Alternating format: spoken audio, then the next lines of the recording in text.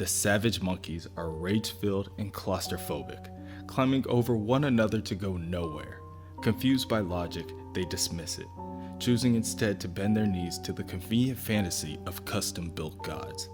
99.9% of these primate dullards are propped up by the accomplishments of the 0.1% of cerebral mutations who give them everything. And what do these fleas do with these advancements? They brutalize one another over imaginary deities.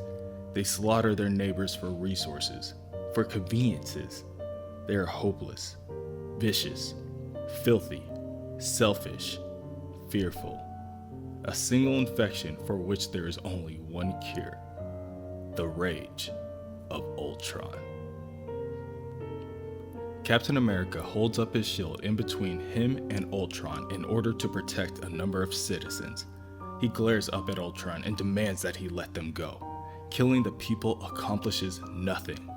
Ultron fires an energy ray from his eyes, and the blast is blocked by Captain America and sent scattering in different directions.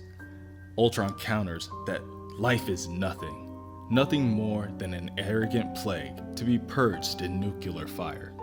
The automaton closes in on Captain America and prepares to land a final blow. Suddenly, the Beast and Hawkeye appear to back up the leader of the Avengers.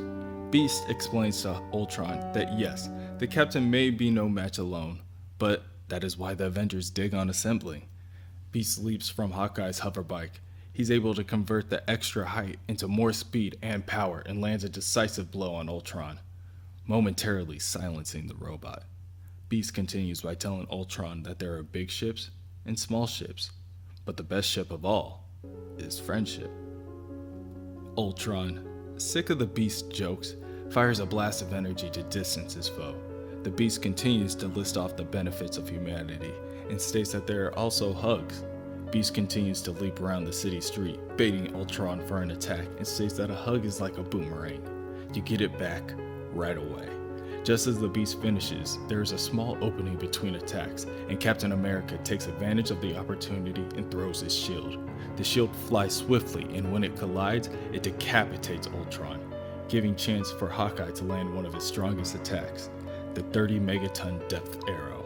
And that, he says, is just a hug from the inside out.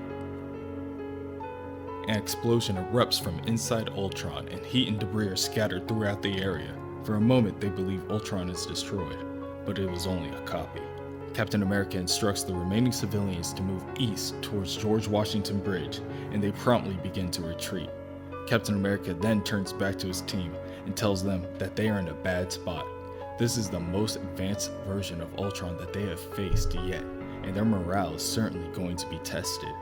The rest of the Avengers team rally by air, and Hank Pym, the Yellow Jacket, informs the team that they've gotten word back from NORAD that Ultron is fighting for control of the nuclear warheads.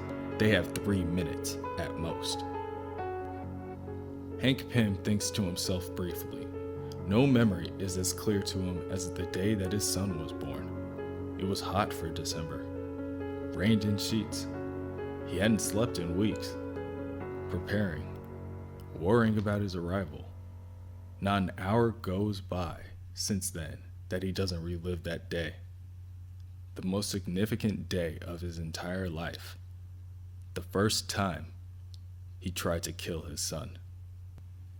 Ultron stands atop his throne of shrapnel and machinery as the Avengers converge. Ultron asks Hank if he ever loved something that mistreated him, if he had ever been used like a tool to prop up a small man's quest to be taken seriously, if he's ever been betrayed by the one soul in the world who should have cared about him. Ultron has grieved for Hank Pym. Ultron has accepted his contempt for him, and he has moved past it. Ultron grabs Thor by the throat and Iron Man by the arm before spewing a deadly energy onto Thor. Ultron continues to bellow to his father that still he sees Hank's rejection painted on every grotesque human face. All Hank ever wanted was to have an impact on the world, and so now he will. Ultron sends an electrical current through Iron Man's armor, causing Tony to scream out in pain. Ultron will be the greatest impact ever felt. He will kill what is most important to Hank's quivering ego, his audience, and they will curse his name as they all die. They will call him Hank Pym, the genius who killed them all. Ultron launches the two incapacitated heroes into the air, back towards the Quinjet that Yellow Jacket and the Wasp are sitting in. The air vacuum causes the Quinjet to lose control and it careens into a nearby skyscraper. Meanwhile, Iron Man and Thor are flying towards another skyscraper, and the onlooking workers in the building are preparing for their demise. As the two prepare to collide, the Vision flies in and saves his two friends. He states that Iron Man and Thor always seem to be crashing into buildings. Perhaps, this time, they'll save the city a needless bill. Civilians on the ground continue to scatter and panic. Ultron grows tired and commands them to cease their pathetic self-important terror. They are nothing more than mold being cleansed from a toilet, and that is all the dignity that these insects are due. With Ultron being distracted for a moment, the Scarlet Witch is able to get the upper hand. She uses her chaos magic to create a giant hand out of nearby debris and closes it tightly around Ultron. Inside the crashed Quinjet, Hank pulls Janet, the Wasp, out of the wreckage. She is barely able to sustain her consciousness as Hank admits that his plan was a wash. There's no way they can trap Ultron in the jet now. However, he does have another idea, but he knows Jen isn't going to like it. He continues and tries to reason with her that only a father knows his son's true vulnerability. Outside, the rest of the Avengers are getting restless. Hawkeye thinks that it's about time that Pym starts to prune his family tree. On the battlefield, Ultron is still within the Witch's grasp. The rest of the available Avengers will only have one opportunity to combine their attacks, but Ultron proves to be too powerful and escapes his confinement. When he is approached by the Vision, he greets his son as the posturing coward. Ultron asks Vision why he continues to pretend to be one of the humans. Flesh is weak, flesh is arrogant, flesh dies.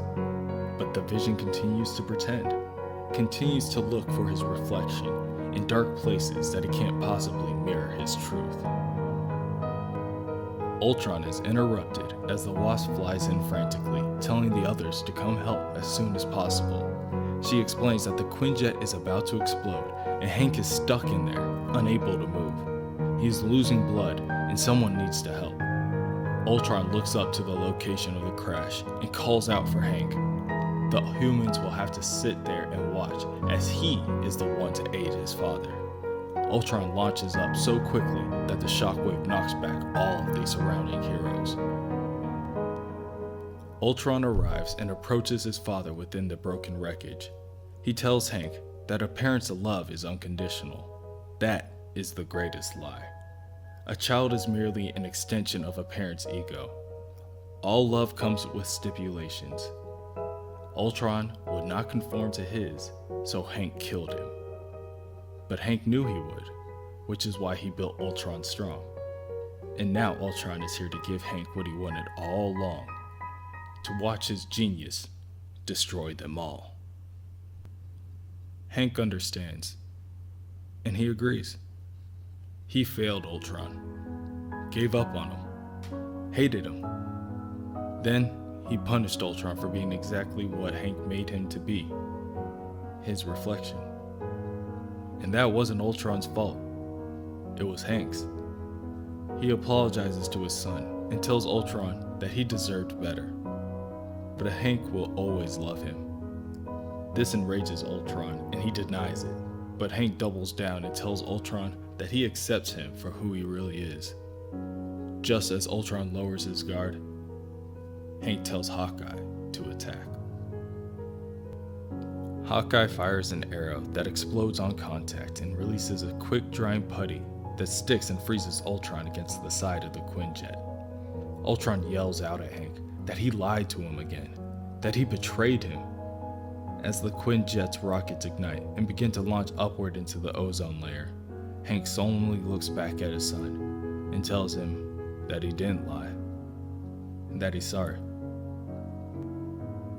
The Avengers watch as the jet disappears out of sight. As the city burns around them, No one says a word until Janet notices Hank with a tear in his eye. She urges him to get medical attention, but Hank interrupts her by telling her that it's true what they say. It doesn't matter what they do. A person is going to love their child no matter what. And he just used his son's love to trick him into a vibranium coffin. Janet tries to console her husband by telling him that he saved the city. He saved the world. Yeah, he agrees. He saved everyone. He just couldn't save his son.